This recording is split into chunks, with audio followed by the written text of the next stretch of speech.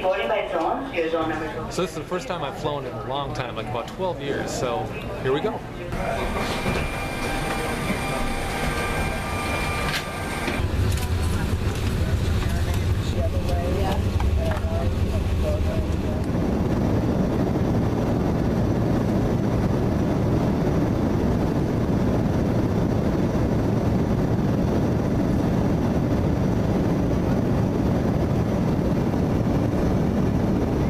I landed at about 3 o'clock, and once I got myself together, Chad whisked me off to my first port of call, Crypticon, a horror and science fiction convention held each year in Minneapolis. We're at Crypticon. I took in and drugged Chad here, so, you know, hopefully he doesn't mind. You know, he's busy trying to find stars to talk to. I'm on camera. Yeah, you're on camera, so. And Mike, of course, is here as well, so, yeah. Brains. Pretty intimidating. That's beautiful. Like most of these conventions, along with the endless t-shirts, posters, and movie memorabilia, are the stars. For Chad, it was Sid Haig from The Devil's Rejects and House of 1000 Corpses. For me, it was David Hedison. For those of you who aren't familiar with Mr. Hedison, he starred in the iconic sci-fi series Voyage to the Bottom of the Sea. Along with Lost in Space, Star Trek, Land of the Giants, and Batman, Voyage was a show not to be missed. And now I had the opportunity to thank the man that captained the submarine Seaview in person. It was a great moment. Of course, I had 100 questions in my head, but all I could do was gush and let my 10-year-old self tell him how cool I thought he was. And he is still pretty cool. After the chills, thrills, and all-around excitement of Crypticon, it was off to the Emmys. Yes, those Emmys. Well, not really. It's the regional Emmys. Still the Emmys, mind you, but I sort of see these Emmys as kind of what the Golden Globes or the Spirit Awards are to the Oscars.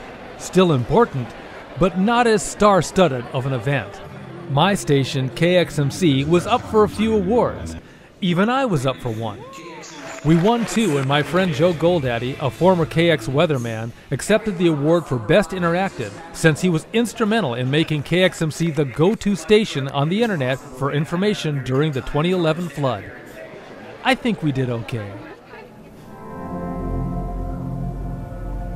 If there's one place that's tops on my list when I get to Minneapolis, it's the Walker Art Center. We caught the last day of the 80s show, which was great. And usually I've been told that I can't shoot in the gallery, but today I was given free rein with some restrictions. So now I can show a little of why I love this place so much.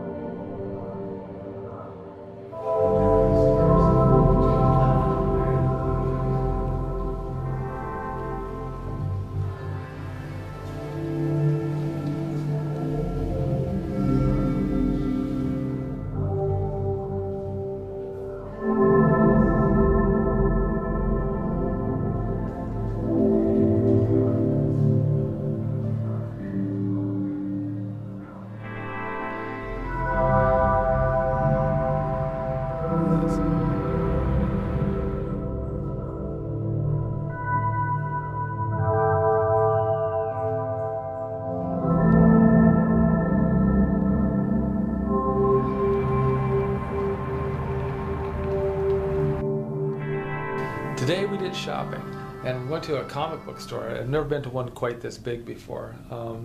I saw a bunch of things I easily could have bought, some figures, and I did buy a couple of comics, but that was about it. I had to hold down the cash flow a little bit because it's getting a little scary. We also did some CD shopping, which was fun, always fun. And when I say me, I mean my friend Mike and I. Mike pretty much set all that kind of stuff up. In fact, he's the greatest guy to be with when it comes to doing shopping or doing anything interesting, because he is fearless and he'll never let you down, and that's the fantastic thing about being with that man.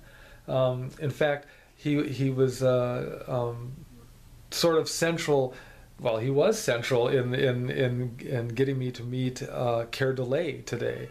And if you know who Keir Dullea is, he was in 2001: A Space Odyssey. He was the man that shut down HAL 9000. So that was really cool. I got to shake the hand of a man who worked with Stanley Kubrick, and that meant a whole lot to me.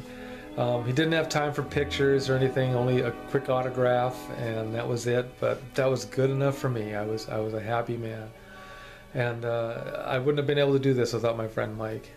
He's a great man, and it was a great day.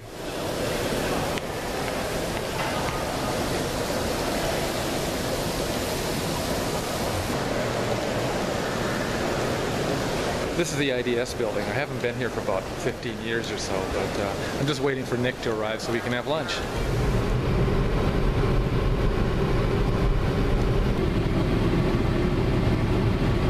Well, I'm just having a lazy rest of my vacation. Just one day off. But that's about all I get, it seems, sometimes. But I'm just kind of walking around uptown, just having a lazy Monday afternoon, and it's a pretty quiet Monday afternoon. Nick showed me all around downtown by Skyway, which is fun, and of course he works at Target down there. He works at the main office, so he showed me all around that too. It was really quite a nice complex, and just like last night when Mike showed me around Best Buy, it just amazes me how many people work at these places and how it's just like a small city, you know. So it's pretty neat, pretty cool.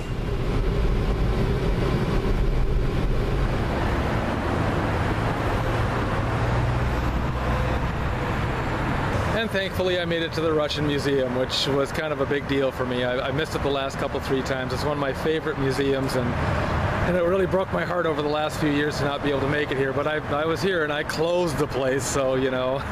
But I made it, and they won't let you shoot inside, so sadly I don't have any shots of that. But I bought a book, so maybe I'll find something in there. And here I am on a plane complete with night flight mood lighting. Before I left, I had a quick meal with my friend Dan, who I was happy I could see. He presented me with a copy of Rosetta Stone's Russian language course, as he knows of my obsession with Russia. It was so good to see him. I'm a lucky man to have met such great people who became great friends. Minneapolis is a wonderful city, but only wonderful because it contains some of the people I love dearly. Till next time, good night. This is amazing.